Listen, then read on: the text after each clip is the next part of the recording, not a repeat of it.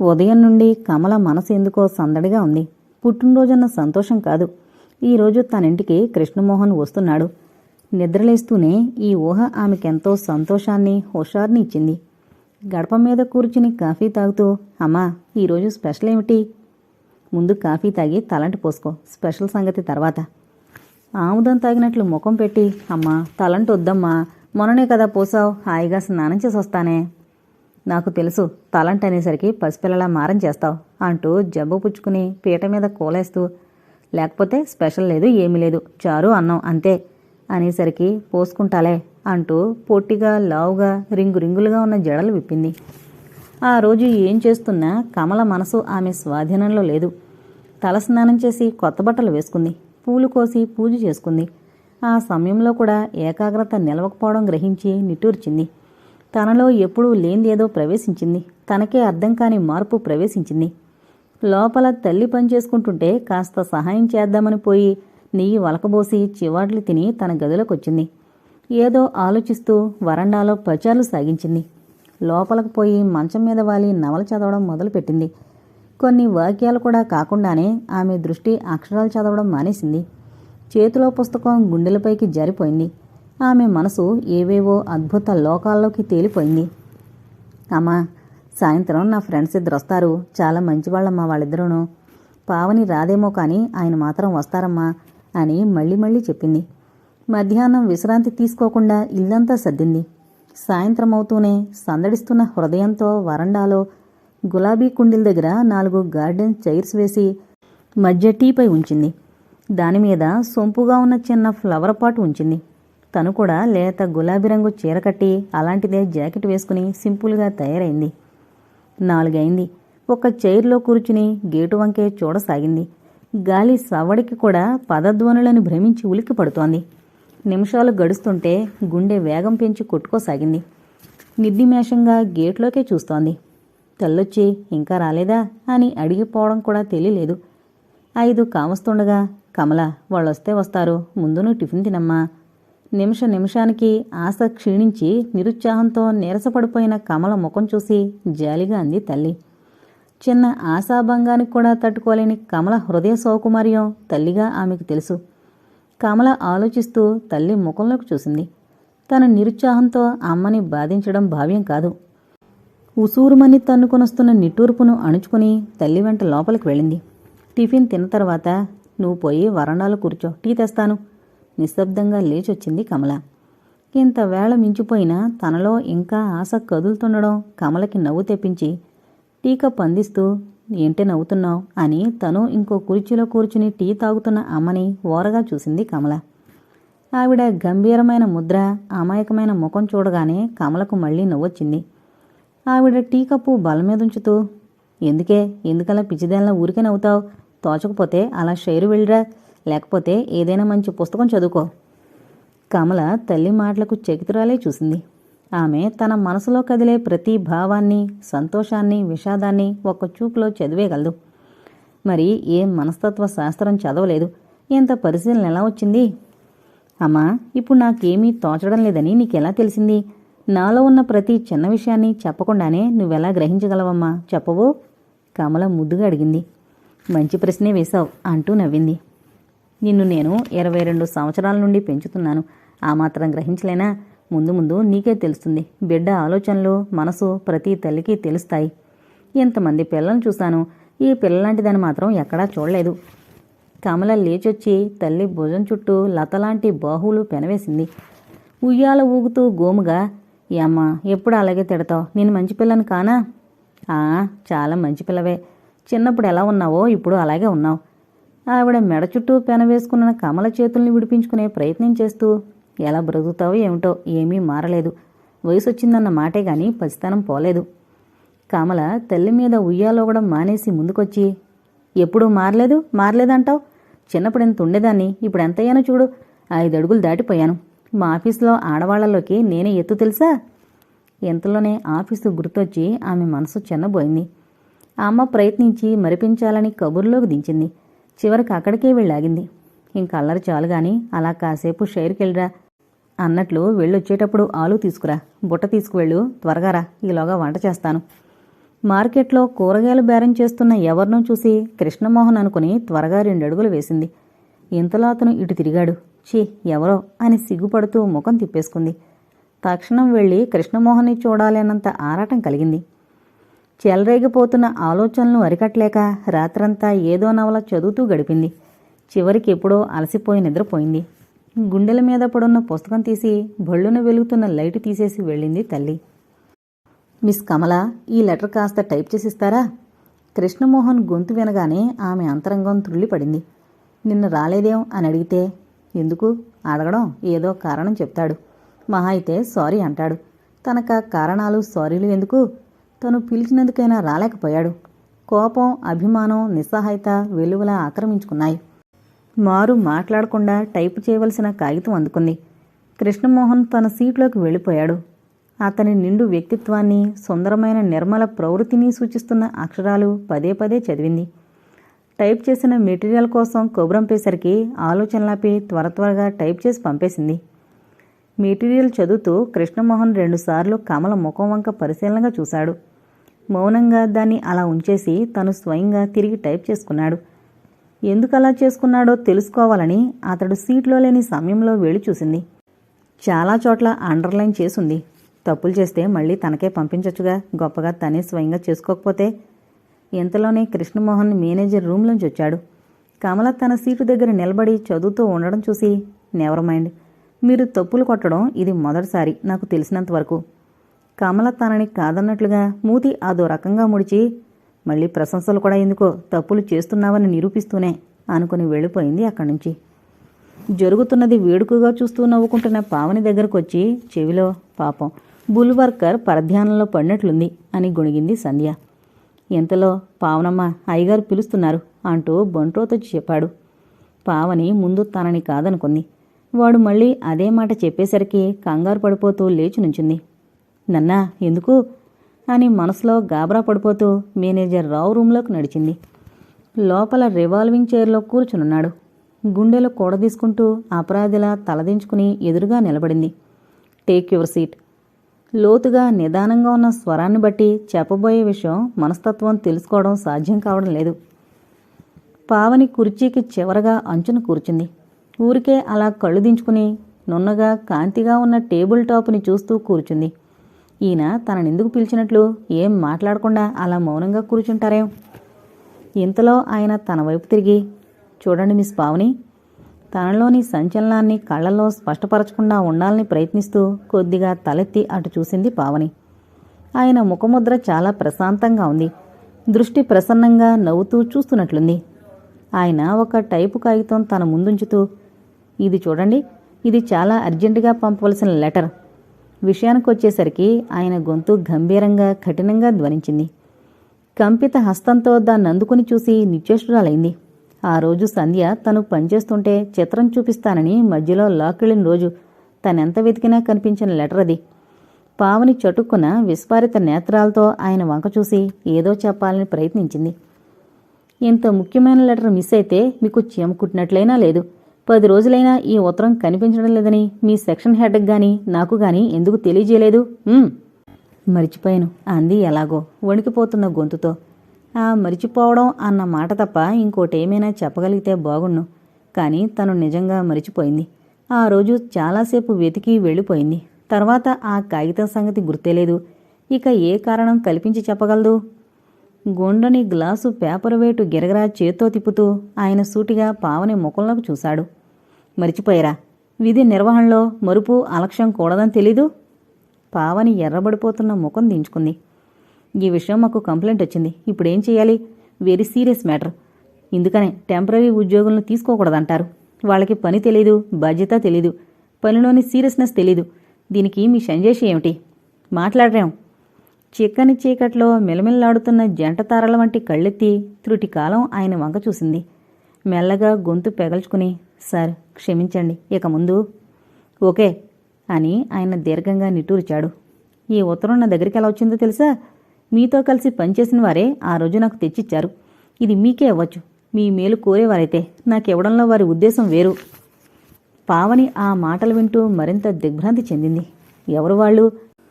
పనిలో తను అజాగ్రత్తగా నిర్లక్ష్యంగా ఉంటున్నానని మేనేజర్ దృష్టిలో పెట్టాలని చూస్తున్న వాళ్ళెవరూ ఆమెకేం పాలుపోలేదు. కర్తవ్య విమూఢురాల్లా శిలలా కూర్చున్న పావనిని చకుతుడే చూశాడు రావు. ఆయన చేతి కింద గిరగిరా తిరుగుతున్న పేపర్ వెయిట్ నిశ్చలంగా నిలిచింది. తదేకంగా ఆమె ముఖంలోకి చూస్తూ విచిత్రమైన స్వరంతో, సరే మీరు వెళ్ళండి, ఫైలు ముందుకు లాక్కుని అందులో లీనమైపోవాలనుకుంటూ అన్నాడు. ఎలా వెళ్ళిందో అలాగే వచ్చి సీట్లో కూలబడింది పావని. పనిపైన సరిగ్గా మనసు పెట్టలేకపోయింది. తిన్నగా తన అలక్ష్యం మేనేజర్ దృష్టిలోనే పడింది. టెంపరీ ఉద్యోగానికి వచ్చిన వాళ్ళెవరూ ఇంత నిర్లక్ష్యంగా పనిచేయరేమో, కానీ రాణి ప్రయత్నం వల్ల ఎలాగో ఈ ఉద్యోగం వచ్చింది. కానీ తను ఈ ఉద్యోగం నిలుపుకోలేదులాగుంది. పావని గుండెల్లో ఏదో బరువు పడినట్లుంది. బస్సు కోసం నుంచిన పావని దగ్గరకు వచ్చాడు కృష్ణమోహన్. ఎందుకు పావని గారు, ఇందాక మిమ్మల్ని రావుగారు పిలిచారు? పావని జరిగిందంతా కృష్ణమోహన్కి చెప్పి తన మనోభారాన్ని కొంత తగ్గించుకుంది. కృష్ణమోహన్ ఆలోచనల్లో పడ్డాడు. ఏం భయపడకండి, మేనేజర్ చాలా కఠినుడే. మీ పట్ల దయగానే ఉన్నట్లున్నాడు. ఆ పని నాకు అప్పగించి సకాలంలో పని పూర్తి చేయించాడు. ఈరోజు మిమ్మల్ని పిలిచి చిన్న వార్నింగ్ ఇచ్చాడన్నమాట, జాగ్రత్తగా ఉంటారని. అతని మాటలు విన్నాక పావని మనసు దూదిపింజిలా తేలికైంది. ముడుచుకున్న ముద్దు పెదవులు చిరునవ్వుతో వికసించాయి. ఇంతలోనే బస్సు వచ్చి వెళ్ళిపోయింది. ఇంకో పావుగంట దాకా బస్సు రాదు, పదండి కాస్త కాఫీ తాగొద్దాం అన్నాడు కృష్ణమోహన్. పావని తెల్లముఖం వేసి, కాఫీనా అని, వద్దండి, నాకు ఎప్పుడు పడితే అప్పుడు కాఫీ తాగడం అలవాట్లేదు.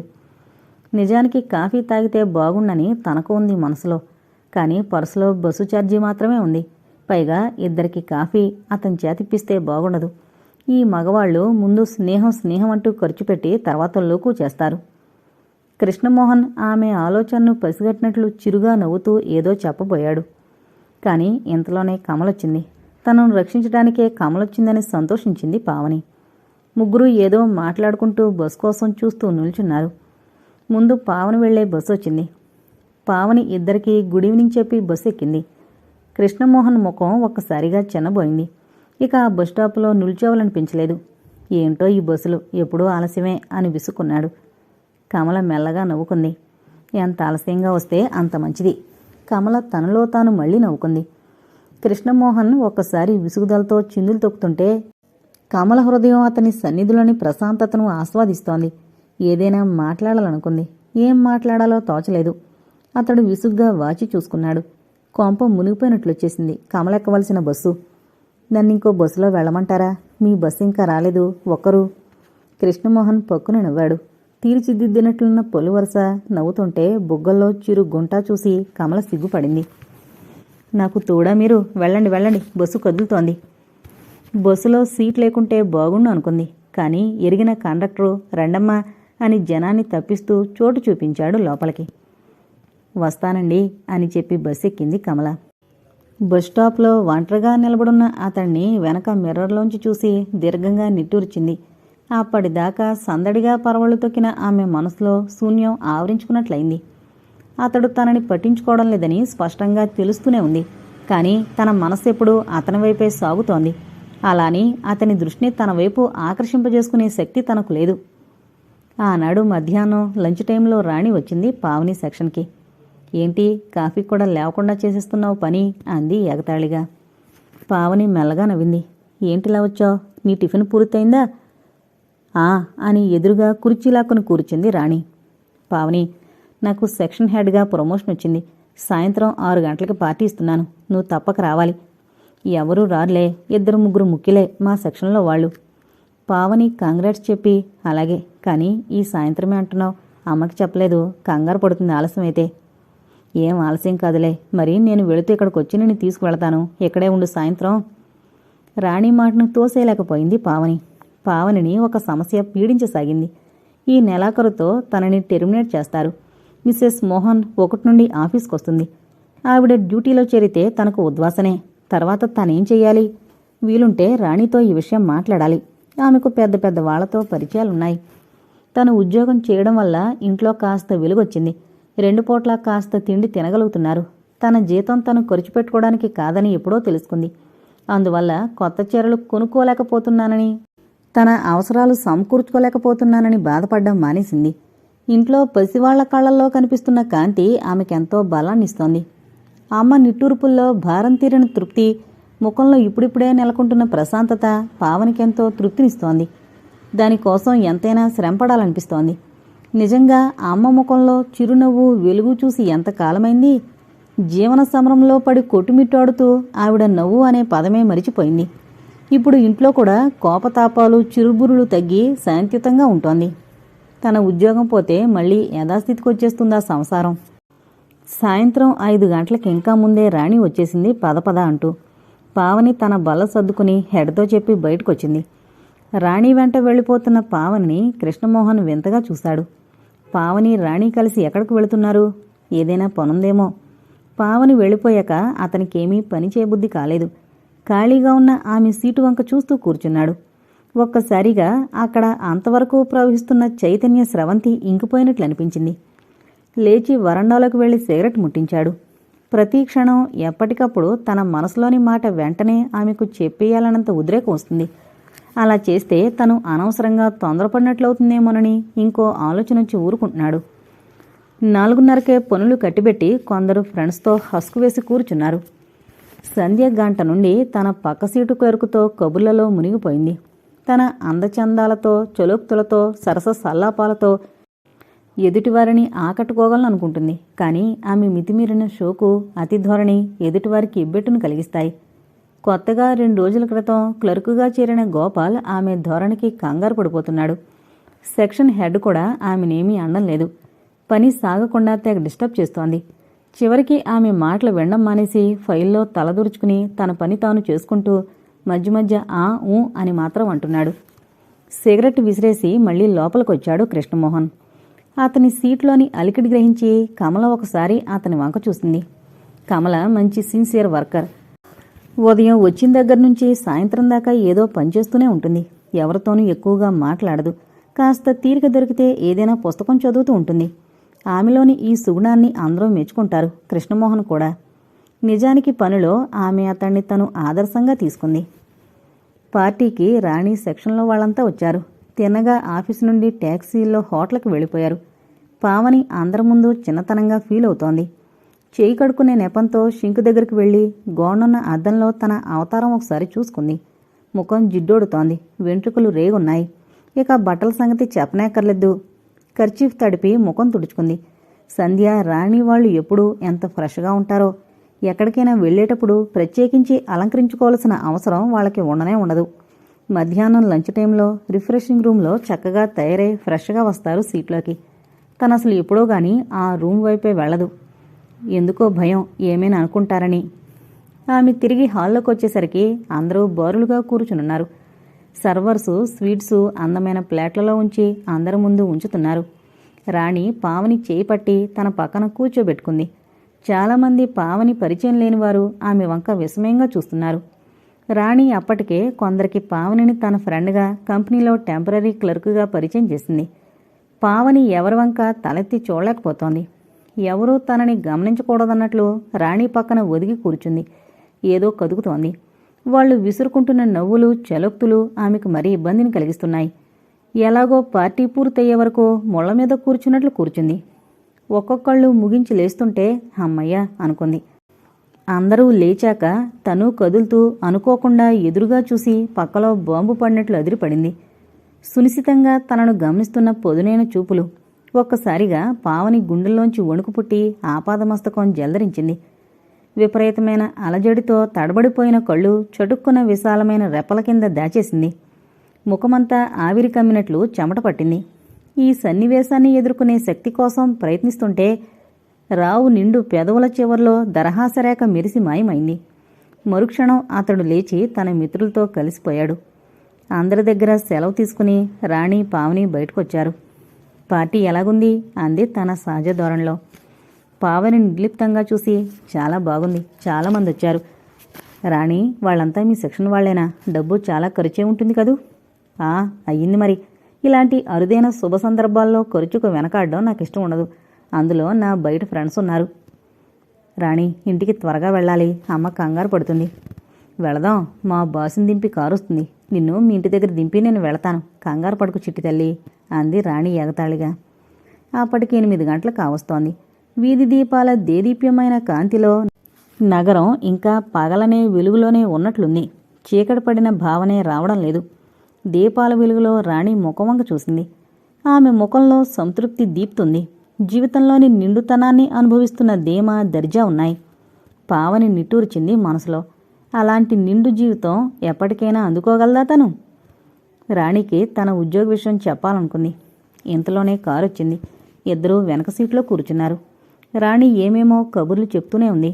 మధ్యలో ఆగి, ఏం మాట్లాడవేం? ఏంటోయ్ అంత దీర్ఘంగా ఆలోచిస్తున్నావు? అంది చేత్తో కొట్టి. ఏం లేదు, నీ కబుర్లు వింటున్నాను. రాణి, జీవితంలో అదృష్టం అందర్నీ వరిస్తుందంటావా?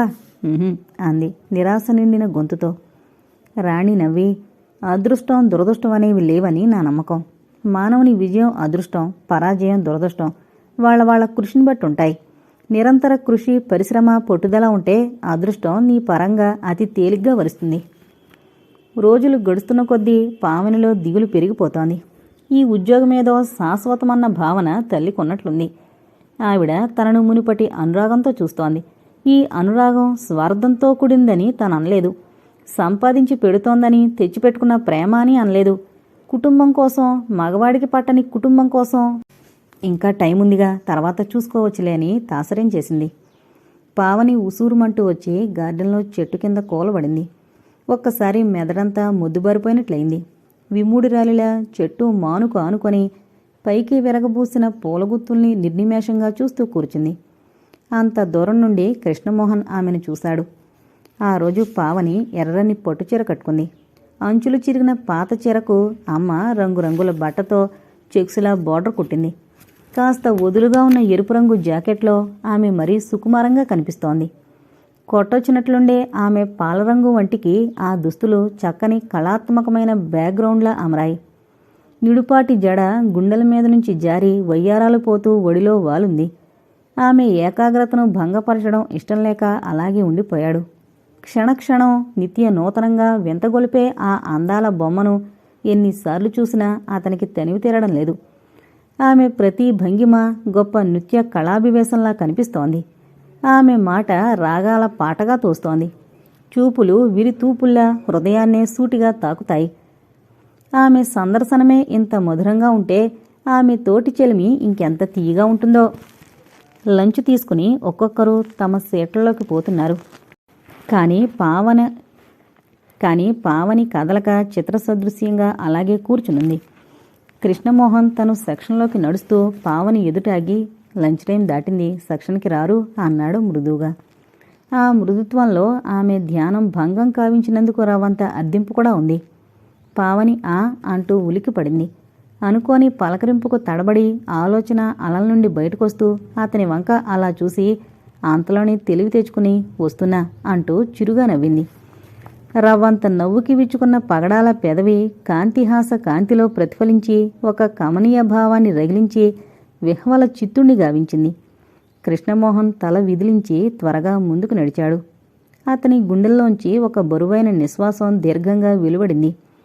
ఆమె ముందు తను అనుభవిస్తున్న ఈ అధీర భావం, ఉద్రిక్త హృదయ చలనం, గంభీరతని తొణికిసలాడిస్తున్న అనిర్వచనీయమైన పేద తలపు అతన్ని నిలవనీయడం లేదు. తన మనసులోని మాట పావనికి త్వరగా చెప్పాలి. ఇదంతా ఆమె పట్ల తనలో అంకురించిన ప్రేమ భావమేనని తెలుస్తూనే ఉంది. నిశ్శబ్దంగా తన సీట్లో కూర్చుని రాసుకుంటున్న పావని వంక ఓరకంట చూశాడు. అతని నిండు గుండెల్లో తొణికిన హృదయానురాగం చిరునవ్వు రేఖల్లో ప్రతిబింబించింది. లోపల నుంచి పిలుపొచ్చింది. పావని ఆఫీస్ మూడ్లో ఇంకా పడలేదు. ఆలోచన వలయాల్లో సుళ్ళు తిరుగుతున్న మనసుని బలవంతంగా బయటపడి లోపలికి వెళ్ళింది. ఇది రెండోసారి తను బాస్ రూంలోకి వెళ్లడం. ఆమె వచ్చి నిలిచిన అలికిడికి అతడు వర్క్లోంచి తల పైకెత్తాడు. అతని సూదంటు రాయిలాంటి కళ్లల్లో నిమిషం మాత్రం దృశ్యాదృశ్యంగా విస్మయరేఖ కదిలింది. ఒక్క ఓరచూపుతో చూసి చూడనట్లు ఆమెను నకసిక పర్యంతం అవలోకించి, ప్లీజ్ బీ సీటెడ్ అన్నాడు. ఆమె కూర్చుంది. Are you dreaming in office? అతను సూటిగా ప్రశ్నించేసరికి పావని బెత్తరపోయింది. నిరుత్తరంగా నోరు తెరచుకుని చూసింది. మళ్ళీ అతనే. ఈరోజు మీ సీట్ వర్క్లో 3-4 రెస్టిఫికేషన్స్ వచ్చాయి. రోజు ఇంతేనా లేక ఈరోజు అని సూటిగా కళ్ళలోకి చూసి, నన్ను పరీక్షించడానికా? ఆమె కంగారు పడిపోయింది. అప్పుడు గుర్తొచ్చింది, సెక్షన్ హెడ్ సెలవుల్లో ఉండబట్టి ఆనాటి వర్క్ అంతా రావే చూసుకుంటున్నారని. ఎలాగో గొంతు పెగల్చుకుని, సారీ సార్. ఆ మాట తప్ప ఇంకేమీ రాదులాగుంది మీకు. ఎంతకాలం నుండి పనిచేస్తున్నారు? పావని గుండె దడదడ స్పష్టంగా ఆమెకే వినిపిస్తోంది. చేతిగోళ్లు చూసుకుంటూ, 2-3 నెలలు. అది సరిగ్గా తెలీదా? పావని గాబరా పడిపోతూ అటు ఇటూ తల ఊగించింది. ఆఫీస్కంటూ వచ్చాక పనిలో లీనం కావడం నేర్చుకోవాలి. మనసు ఎక్కడో పడేసుకుని ఫిజికల్గా ఊరికే కూర్చుంటే ఇలాగే ఉంటుంది. ఆ ఎత్తి పొడుపుకు ఉక్రోషంతో ముఖం కందిపోయింది. నీటితో నిండిన కళ్ళు ఇంకా కిందకు వాల్చింది. You can go. పావనొచ్చి కుర్చీలో కూలబడింది. లాభం లేదు. పొడిగించడం సంగతి దేవుడెరుగు. ఈ ఉద్యోగం ఈ వారం రోజులు కూడా నిలిచేటట్లు లేదు. అపరిమితమైన నిరుత్సాహంతో ఆమెలోని ఉత్సాహం నశించిపోయింది. వ్యర్థంగా సోమరిగా కాలం గడపడానికి, తినడానికి, కన్న తల్లిదండ్రులకి, భూమికి భారంగా ఉండడానికి మాత్రమే తను పనికొస్తుంది. తనకు వరంలా లభించిన అవకాశాలను చేతకాక నిలుపుకోలేక చేజార్చుకునే మూర్ఖురాలు. తన్ని తాను ఎన్ని రకాలుగా నిందించుకున్నా ఆమెలోని అశాంతి జ్వాల చల్లబడలేదు. ఆ తర్వాత వారం రోజులు ఆమె నిర్లిప్తంగా, పూర్తిగా యంత్ర సదృశ్యంగా గడిపింది. పలకరించినా ఎవరితోనూ మాట్లాడాలనిపించడం లేదు. మోగబోయిందాల్లా మౌనంగా తన పని చేసుకుపోతోంది. పున్నాగ పూల చెట్టు కింద కూర్చుని బ్యాగులో తను భద్రంగా దాచుకున్న అపాయింట్మెంట్ ఆర్డర్ ఇంకోసారి తీసి అక్షరం చదువుకుంది. కళ్ళల్లో తిరుగుతున్న నీటిని బలవంతంగా ఆపుకుని ఆ కాగితం మడిచి మళ్లీ బ్యాగులో దాచుకుంది. అయిపోయింది. తనకు ఈ కంపెనీకి రుణం తీరిపోయింది. ఇక ఒక క్షణం కూడా ఆఫీసులో కూర్చోలేకపోయింది. ఎవరికీ చెప్పకుండానే, అనుమతి తీసుకోకుండానే బయటకొచ్చేసింది. ఎలాగో ఇల్లు చేరి బట్టలైనా మార్చుకోకుండా చాపపరుచుకుని పడుకుంది. తల మీద ఎవరో సుతులతో కొడుతున్న బాధ. రోజు కన్నా త్వరగా ఇల్లు చేరి ఎవరితోనూ పలకకుండా ముడుచుకుని పడుకున్న ఆమె చుట్టూ చేరారు ఇంట్లోని వారంతా. అప్పుడే వచ్చేసావేం? ఈ పూట సెలవు ఆఫీస్కి. పడుకున్నావేం? ఒంట్లో బాగలేదా? అలా ఉన్నావేం? ఏం జరిగింది? పావని సమాధానం చెప్పకపోవడంతో ప్రశ్న మీద ప్రశ్న గుప్పిస్తోంది తల్లి. దేనికి బదులు చెప్పే స్థితిలో లేదు పావని. ఆమె మనస్సు నిండా ఆవేదన పేరుకుని భోరున ఏడవాలనిపిస్తోంది. పైగా ఈ ప్రశ్నలకి పరమ చిరాకు పుట్టుకొస్తోంది. దారి తెన్ను తోచక తనుచేస్తుంటే పైన ఈ ప్రశ్నలొకటి. తలనొప్పిగా ఉంది. మాట్లాడకపోతే లాభం లేదని ఎలాగో గొంతు పెగల్చుకుని చెప్పి గోడవైపు తిరిగి కళ్ళు మూసుకుంది. కాసేపు ఇంట్లో అంతా నిశ్శబ్దంగా ఉన్నారు. పావని అమ్మ పెట్టి తీసి పావలా బిళ్ళ రమచేతికిచ్చి, పోయి రోడ్డు మీద మందుల కొట్లోంచి అక్కకొక తలనొప్పి మాత్ర తీసుకురావే. ఈలోగా నేను కాఫీ పెడతాను. బాబీ అక్క దగ్గర కూర్చుని అల్లరి చేయకుండా మెల్లగా తలపట్టమ్మా అని ఆజ్ఞాపించింది. బాబీ వదులుగా ఉన్న చేతులు పైకి లాక్కుంటూ అక్క తల దగ్గర కూర్చుని మెత్తని చిట్టి చేతులతో తల నొక్కసాగాడు. కాని పావని అలసున్న మనసు ఆ మృదు స్పర్శకు పులకించడానికి బదులుగా విసిగే పొందింది. పాల భాగం మించి బాబిగాడి చిట్టి చేతుల్ని గెంటేస్తూ పొరవతలకి గోల అని కసురుకుంది. వాడు బిక్కముఖం వేసుకుని బొంగుమూతి పెట్టి వీధి అరుగు మీదకు పోయి కూర్చున్నాడు. రమ మాత్ర తేగానే అమ్మ బలవంతం మీద లేచి మాత్ర మింగి కాస్త వేడి కాఫీ తాగింది. ఇక ఎవరితోనూ ఏమీ మాట్లాడకుండా చలనం లేని రాయిలా చాప మీద పడుకుంది. మనసులో కదిలించిన తేనె తొట్టలా చెలరేగుతున్న ఆలోచన అరికట్ట సాధ్యం కావడం లేదు. ఈ విషయం అమ్మకెలా చెప్పాలి? రేపటినుంచి తను తెచ్చే జీతం ఆగిపోతే ఈ కుటుంబం ఎలా గడుస్తుంది? ఎంతకాలం తను తెచ్చిన జీతంతోనే గడిచిందా? 3 నెలల క్రితం వరకు ఎలా గడిచిందో ఇప్పుడు అలాగే గడుస్తుంది. తన సంపాదనతోనే ఇన్ని సంవత్సరాలు గడిచాయా ఇప్పుడు ఆగిపోవడానికి? అయినా టెంపరీ ఉద్యోగం ఎంతకాలం ఉంటుంది? ఈ సంగతి అమ్మకు మాత్రం తెలీదా ఏమిటి? ఈ రకమైన ఆలోచనల వల్ల కలిగిన శాంతి ఎంతోసేపు నిలవడం లేదు. పనిలో తనేమీ నేర్పు చూపలేకపోయింది. ఈ కాస్త వ్యవధిలోనే 2-3 కంప్లైంట్స్ వచ్చాయి. బాగా పనిచేస్తుందని మంచి పేరు కనుక తెచ్చుకునుంటే వాళ్లే ఇంకా కొంతకాలం పొడిగించేవారేమో. అయినా ఆ అవసరం ఎవరికుంటుంది? రాణి ఉంటే ఇంకెక్కడైనా పనిపించేదేమో. ఆ మేనేజర్ ఏమన్నాడు? ఆఫీసులో కలలు కంటున్నారా అన్నాడు. తను ఆయన కంటికి అలా కనిపించిందేమో ఏమిటి? నెలకింత జీతం తీసుకుంటూ పొరపాట్లు చేస్తే ఎవరు మాత్రం సహిస్తారు? వాస్తవిక పరిస్థితిని మనసుని అల్లకల్లోలం చేస్తోంది. పావని ఆ రాత్రి భోంచేయలేదు. ఒక అర్ధరాత్రి వేళ తండ్రొచ్చి తలుపులు బాదుతుంటే లేచి తలుపు తీసింది. అమ్మ మంచి నిద్రలో ఉంది. లోపలికి రివ్వున దూసుకొచ్చిన చలిగాలతో పాటు నాటుసారా వాసనకి తల తిప్పింది. కళ్ళు తిరిగినట్లయి పావని ఎలాగో చాప మీదకొచ్చి పడింది. కర్రలతో మోదుతున్నట్లు తల బద్దలైపోతుంది.